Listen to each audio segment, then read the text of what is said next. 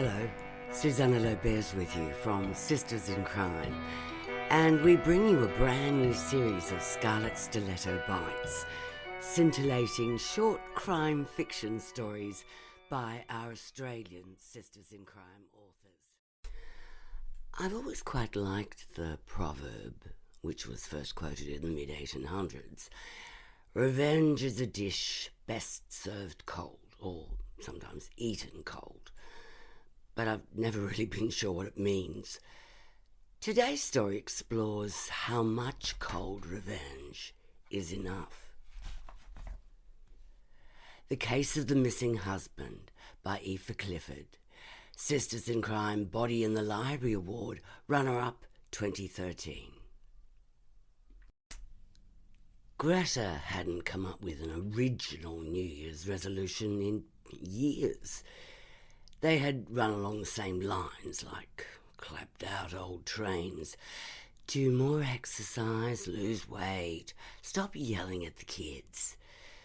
But as she sat alone in her house, aged 43, drinking champagne she couldn't afford, and flicking through a book on poisonous plants, she decided this year would be different. At midnight, to the sound of nearby fireworks and drunken, happy people, she pledged that Stephen, her soon-to-be ex-husband, would be dead before the next one. Greta was almost the last person to know that her marriage had ended. Stephen had called his mother a day earlier to give her the news. He sent an email to their friends, giving his new contact details. He had even taken their two children, Thomas and Belinda, for a weekend drive, telling Greta to enjoy some time to herself. Suspicious behaviour, she realised all too late, but at the time she was grateful. Belinda told her afterwards that Daddy said he was moving to a new house and not to tell Mum, as he wanted it to be a surprise. Instead, Stephen told Greta, after she had finished ironing his business shirts on the Wednesday night. She didn't usually iron them, but she intended it as a non-verbal thank you for the break, and also because work had been so busy, she'd forgotten to take them to the dry cleaners. Stephen wandered into the living room with his gym bag. Exercising was a new activity that Greta had encouraged, even though it had him out at all hours. He was wearing the cashmere jumper he had brought back from his business trip. Greta normally bought his clothes for him, but she wouldn't have bought it.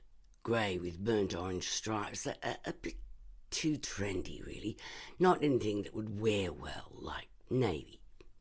But still he did look nice. "Shan't be long," she said. He opened his mouth as if to reply, thought better of it and went out again. Greta enjoyed ironing, although she always wore non-crushable clothes. It was the crisp paper smell, a mixture of metal, cotton and steam, damp becoming dry, wrinkles disappearing, clothes made new. She ironed happily, unaware that upstairs Thomas was viewing internet porn instead of doing his homework. Belinda was packing toys into her school backpack because she wanted to live in the new house too. And Stephen was in the next room, sending his email and rehearsing the words to tell her that their marriage was over. After she had finished the shirts, even ironing 6 hankies domestic goddess style, Stephen returned with both his suit and gym bags. He carefully packed the shirts away, finishing up this life and moving on to the next. "When are you back from the conference then?" she asked, her mind full of the complicated week's timetable, and wondering would she get away with sneaking out of work early tomorrow to get Thomas to basketball training, which was supposed to be Stephen's responsibility. "Well, that's the thing," he said, and told her that he wasn't coming back.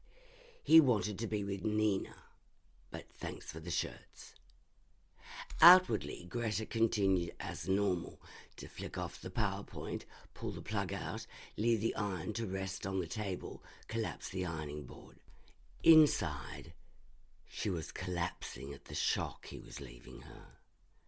Leaving her for Nina. Nina, who had been his PA for 6 months and was at least 15 years younger than Stephen. Nina, who Stephen had told her wasn't bright but would do. As Greta straightened up, Stephen perfected a blank gaze that covered everything in the room, everything except Greta.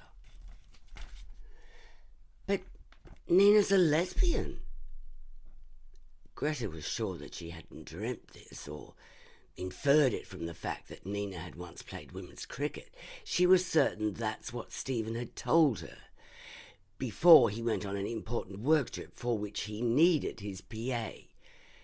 She's bisexual, Stephen said, and he tried to contain the triumphant thrill he got when he imagined Nina's past sex life, and instead Greta saw the same scornful look that Thomas gave her whenever she ventured opinions about social media and teenagers, a look to make her feel old and that she didn't understand this world anymore.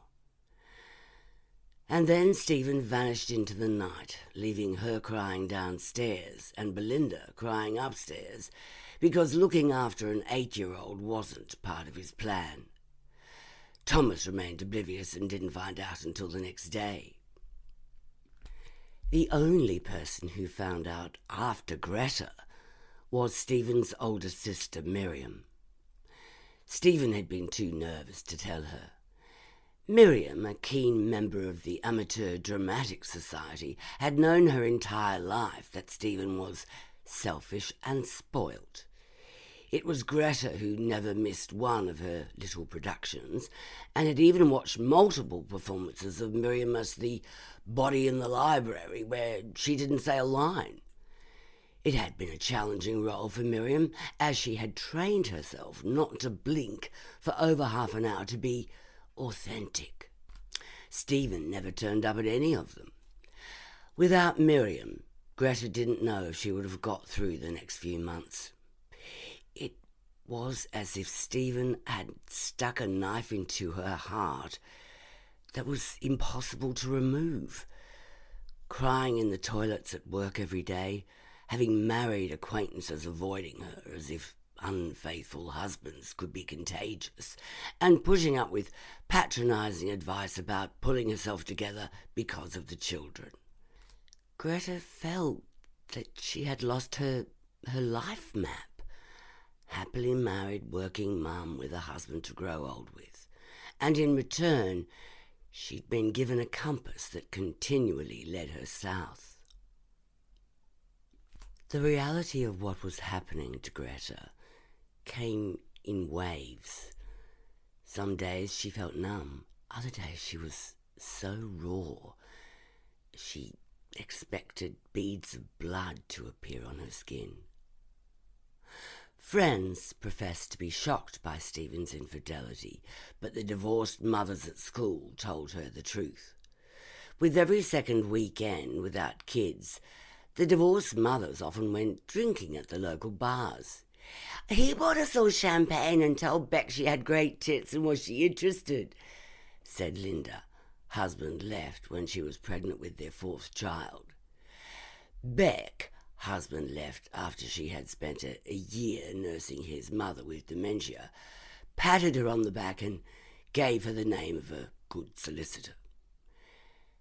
She didn't feel like killing Stephen until she opened her first legal bill. Russell, the good solicitor, had gone through the costs at her first meeting, but it had been a numb day, and she had stared at the photo of his wife on his desk and wondered if Russell was having an affair with the receptionist, a cow-eyed lump called Cheryl. The envelope from Russell had sat on the table for a week under the local paper, notices from school and junk mail. It wasn't until Miriam insisted that they tackle the housework that it was discovered. Stephen claimed he wanted a quick, cheap divorce. But when Stephen systematically undervalued properties held in his name, hid company assets, and deliberately underestimated his future earnings, the discovery costs had risen steeply. The amount was enormous, so mind-numbingly huge that she couldn't remember being solely responsible for such a large bill in her life. It was going to cost a fortune to end up with only half of what she had always assumed would be hers. Greta began to scream. Miriam, busy demoulding the shower, came running, and Greta, eventually progressing from hysteria to hiccuping, managed to get out, "Kill bastard Stephen!" "A cup of tea," said Miriam, bustling off to make it. Miriam said no more about Greta's outburst, but that afternoon when she was leaving, after emptying and restacking the dishwasher and putting a casserole in the oven, Miriam gave Greta a hug. Even though they didn't have that sort of relationship, it had been such a long time since Greta had been properly held.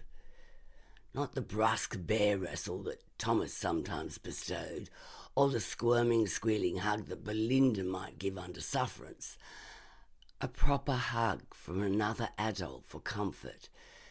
Greta buried her face into Miriam's shoulder and tried not to cry. "Now, you won't do anything foolish, will you?" Miriam said. That night, Greta picked up a book given to her by one of the divorced mothers. It was a self-help book that claimed you could get anything you wanted using the power of visualization. "Act as if you had it already," the book said. "If it was a car, pretend it was in your driveway. If it was a house, draw a picture and pin it to the wall."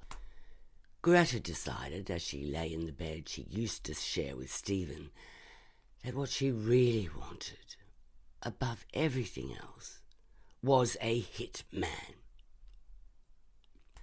By the time her children were out of bed the next morning, there were pancakes for breakfast and school lunches had been packed, instead of a hastily scrawled lunch order. Greta had finished reading the book. Apparently, the universe was multidimensional, and energy was never destroyed or created, but would become exactly what you wanted if only you gave it attention. Greta didn't have a clue what this meant, but it felt important, and she underlined it several times. There was a lot of nonsense about letting go of anger, but Greta flicked through that section. If Stephen was going to die, she had to make sure people weren't going to blame her. So while she was waiting for a hitman to turn up, she was going to have to fool everyone into believing that she had got over the breakup. It wasn't easy, but eventually she came up with the idea that every time she thought of Stephen, she visualized him dying horribly. It was surprisingly cathartic. When she caught Thomas lying about nicking $20 out of her purse, she didn't scream at him that he was deceitful just like his father, but instead imagined running Stephen over with the new red sports car that he had bought himself. When Belinda said that she wanted to live with Dad all the time because Nina let her stay up late watching the Ashes and eating ice cream, she smiled and pretended Stephen was getting skewered with the sharp end of a cricket stump. And when Stephen upped his divorce settlement offer from ludicrous to just barely enough, she accepted the house, a lump sum that cut all financial ties, and the children to be his sole beneficiaries in the case of death. His father died young of a heart attack, she explained to Russell, insisting this was not negotiable. Bad hearts run in his family. There were setbacks. The time she drove past Nina, jogging near her local shops. Nina's long, muscly legs in running shorts, striding effortlessly, made Greta wanted to jump the curb in her 20-year-old Volvo station wagon and mow the slut down. Instead, she pulled over and sobbed her heart out, the knife inside cutting even deeper. When Stephen argued that he should have the children for Christmas Day because his sick mother may not live another year, Greta checked with Miriam, only to find out Granny was on a cruise to Fiji. She told Stephen he could have the kids for New Year. But overall, Greta was convincing. When anyone asked, she would say she was getting the hang of it, making lemonade out of lemons and starting afresh. Surprisingly, people were fooled by this veneer that masked the lava of boiling rage under her skin. People are actually quite stupid, Greta thought. The main puzzle was how to attract a hitman. She had read the book twice, but it didn't cover this particular subject. Plenty about money, finding the perfect partner and losing weight. Nothing about a contract killer. She thought about asking the divorced mothers at school, but decided if they knew any hitmen, they would have already employed them. She saw their sheepish ex-partners picking up kids on the Wednesday afternoons, when Stephen would send her a last-minute text saying he couldn't have the kids this week and she would have to leave work early again. Greta decided she needed help visualizing assassins and borrowed the entire library of Quentin Tarantino movies from the local video store. She watched them all with Thomas, the week he was suspended for sending a virus to the school's computers. At the start, she had to cover her eyes until she pretended that all the victims were Stephen, which was much jollier, and she started cheering as the death count rose. The day after they watched Reservoir Dogs, Greta found a flyer with the "Exterminators, no job too big or too small" in her letterbox. It was a sign. She rang them from a call box 3 suburbs away, gave an assumed name. But unfortunately, some jobs did turn out to be too big, and they only meant trapping possums and killing snakes. She didn't bother checking whether their definition of snake included the 2-legged kind. After spending another fortnight of going to sleep every night with images of a besuited, long-haired John Travolta in her head, and still no result, she wondered if she was being too passive. It required a more do-it-yourself approach. She thought about buying a gun, but decided that was too dangerous with the kids. She checked out her local neighbourhood house for archery classes, but they weren't being run until winter. It was on New Year's Eve that she found something more practical. Poisonous Plants, a guide for parents and childcare providers, in Miriam's bookcase. It was part of Miriam's research when she was trying out for a role in Arsenic and Old Lace. Greta was supposed to be helping Miriam get ready for her soiree of sherry and charades with the leading lights of the Amateur Dramatic Society. Instead, claiming a headache, she left before the guests arrived. Poisonous Plants, a suspicious bulge in her handbag. Matt, at the Touch of Grass Garden Centre, had tanned olive skin and beautiful blue eyes, but Greta only noticed his hands. Strong. They could strangle an ex-husband efficiently.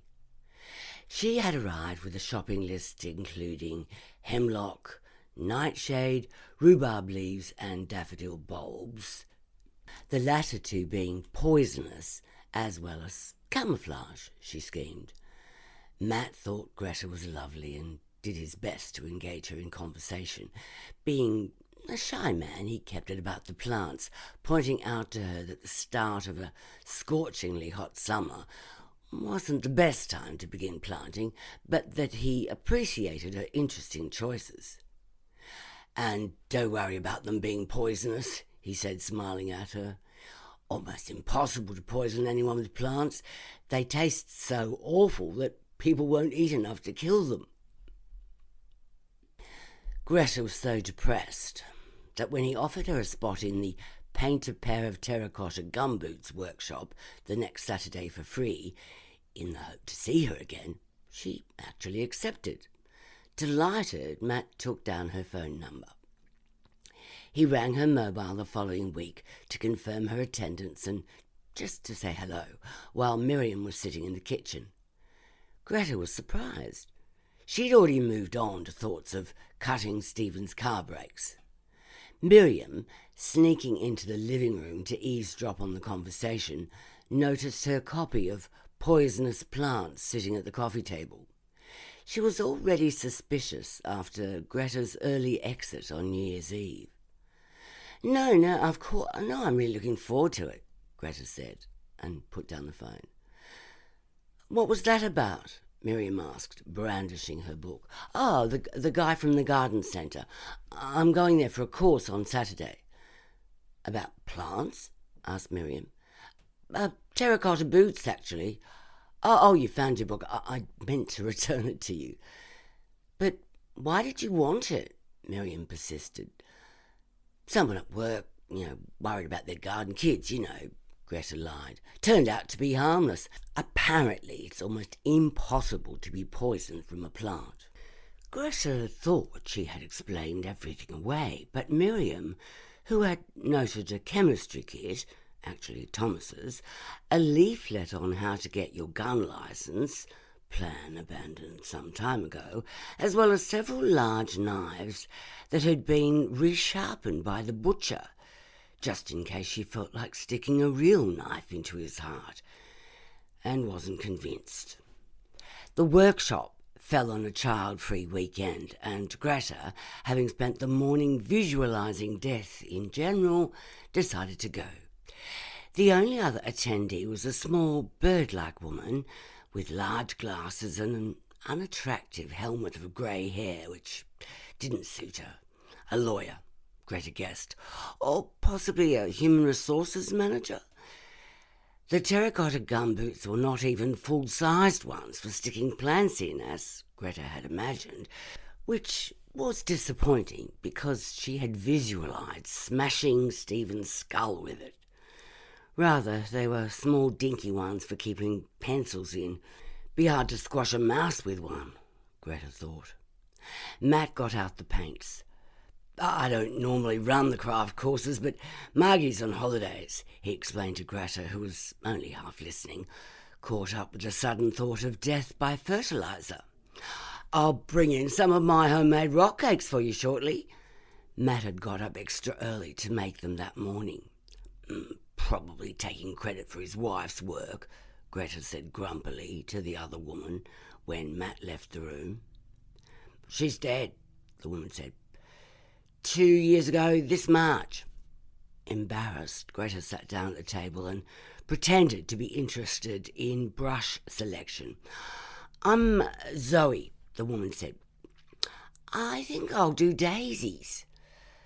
Greta decided her hair would be black to match her mood and began to paint in thick, impatient strokes. Are you only using black?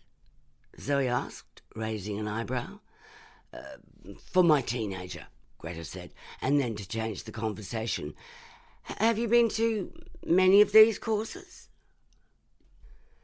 First one, Zoe replied. Don't go in for hobbies, bit of a workaholic. Oh, what sort of work do you do? Bet it's librarian, Greta thought. I'm a marriage termination consultant. Actually, that's where I met Matt, ex-client.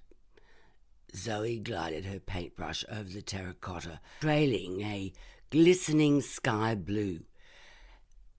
You said Matt's wife, Greta began, and then with a sudden flash, she realised that at last the universe had finally responded to her creative awareness and brought to her what she had been seeking, her very own hitman. Well, true, it was a woman. a woman who looked like a bookkeeper, but none of that mattered. She must action this and determine her destiny. Drinking tea and eating Matt's delicious cakes, Greta did her best to convince Zoe to take on the assignment. Zoe didn't usually get involved in killing ex-spouses. I tend to see people for whom divorce is not a solution. But eventually she was prepared to make an exception in Greta's case, after Greta explained in detail what a bastard Stephen was. Do you want a quick, clean kill? Zoe asked. Or are you looking for more of a slow burn? Greta was torn. Well, what does that entail? Zoe, pressing a finger against the boot to be sure the blue had dried, dipped her brush into the white and began making delicate petals. Do you want him utterly destroyed, the business wrecked, personal life ruined, and then we kill him? It's a choice between the 3-minute country song or the entire opera. Is there a difference in price? Asked Greta. More expensive. But I don't ask for anything up front. Strictly payment on delivery. That sold Greta. She had coped with a gigantic legal bill. Somehow she would manage this. I want him destroyed. To vanish forever. I want it as if he never existed in the first place, she told Zoe. But then an afterthought. Well, the kids are supposed to be with him Wednesdays and every second weekend, so it can't be then.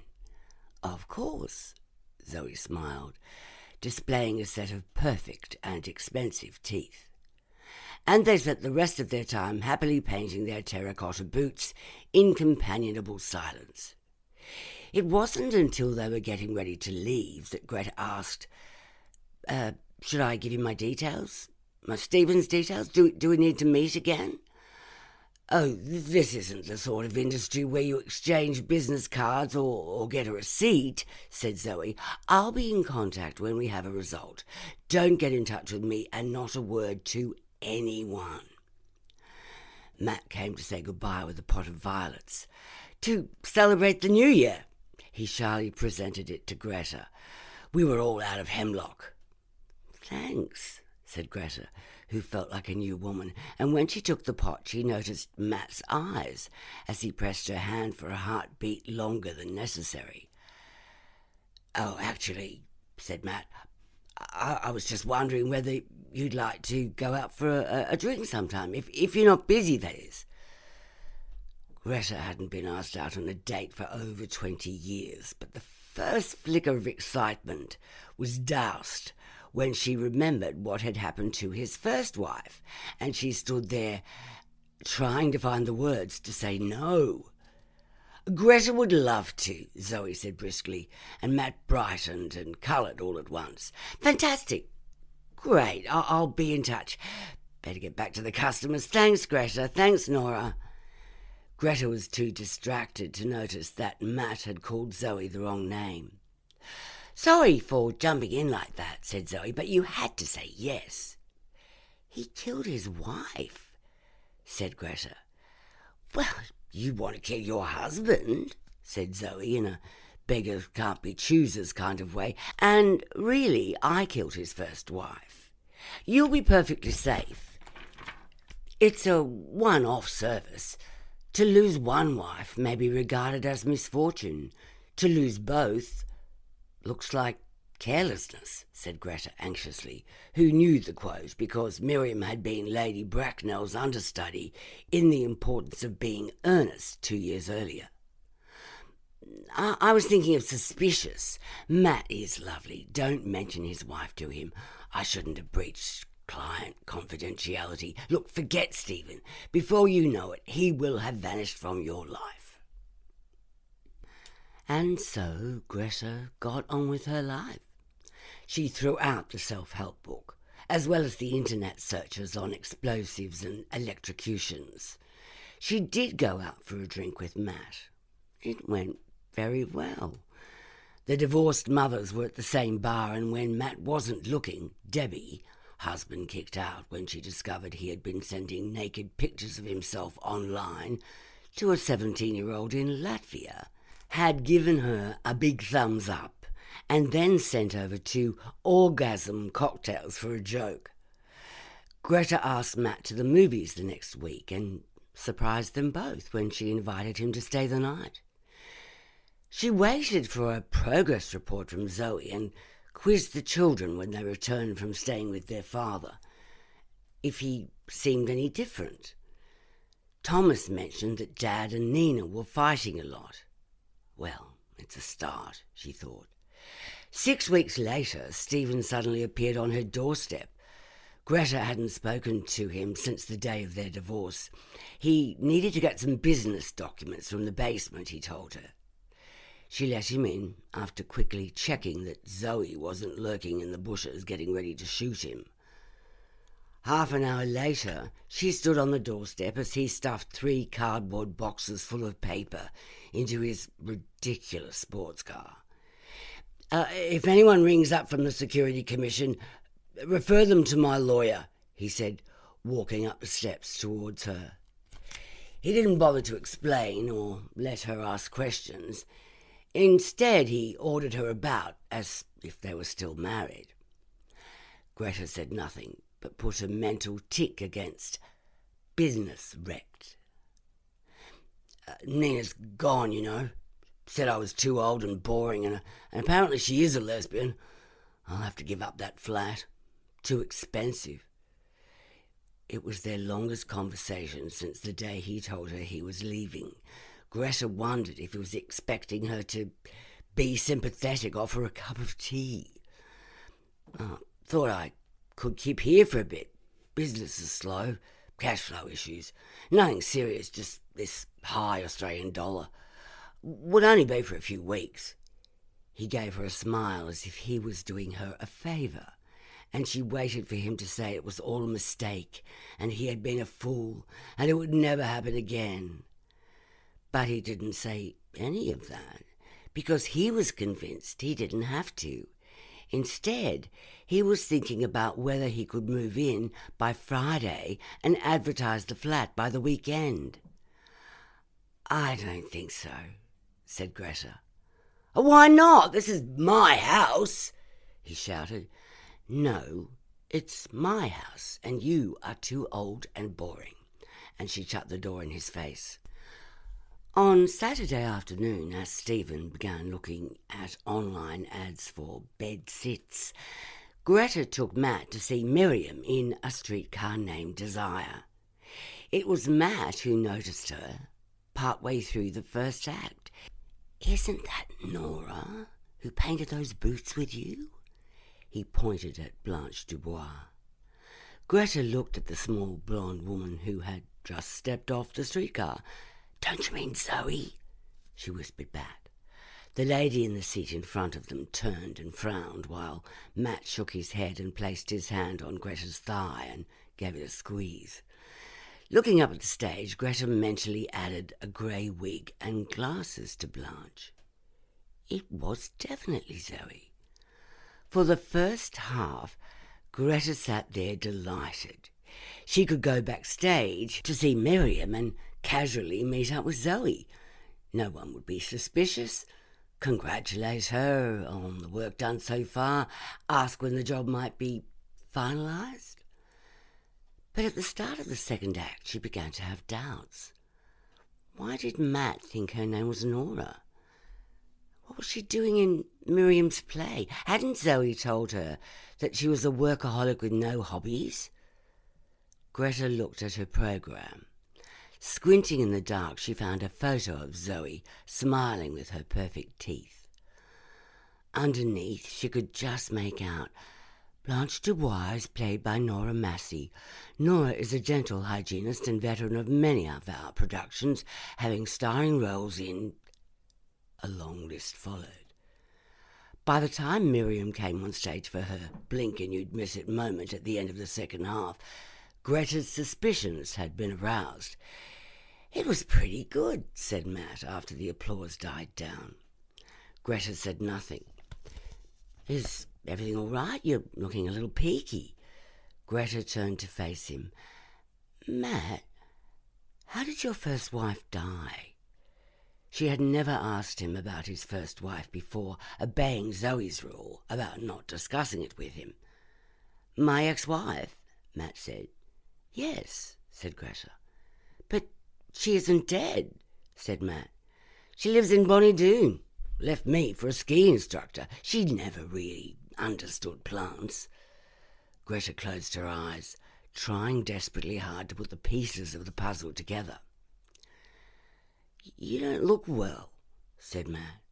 "Here's Miriam. She'll stay with you and I'll get the car." "Did you enjoy it?" Miriam asked, walking up the aisle with her stage makeup still on. "I actually forgot my last line. Did you notice?" "You know," said Greta slowly, "I've met the woman who played Blanche." Miriam's face became oddly defiant as she sat in the chair next to Greta. "Really?" "Except she called herself Zoe." "Oh, Nora's a born actress," Miriam said. "Will play any part." Greta had a sinking feeling that once again she was almost the last person to realise what was going on. Miriam, sensing Greta's distress, decided to confess. "Oh, all right, it was my idea." Greta could feel herself becoming tearful. "Stephen isn't going to die?" "Well, he will someday," said Miriam, putting her arm around her. "But Nora isn't going to kill him, if that's what you mean." "And you knew all along?" "I was concerned about what you might do," said Miriam. You weren't yourself, and then bloody Nora didn't stick to the script. She was supposed to turn you down and put you off the idea for good. I could have killed her. You're not very disappointed, are you?" Before Greta could answer, Matt walked back into the auditorium. Matt, with the beautiful blue eyes, who had planted an entire poison garden in her backyard because he thought she'd like it. Matt, with the strong hands, who had made her bloom in areas that had always been arid desert with Stephen. Matt, who hadn't organised to have his wife murdered. And the knife inside her suddenly splintered and dissolved. In a way, Stephen had vanished from her life. Taking a deep breath, she hugged Miriam. As she left, holding hands with Matt, Greta realised that, without giving it any attention at all, the universe had become exactly what she wanted. The end. I'm Susanna Lobez. I look forward to narrating another Scarlet Stiletto Bite story for you next Friday.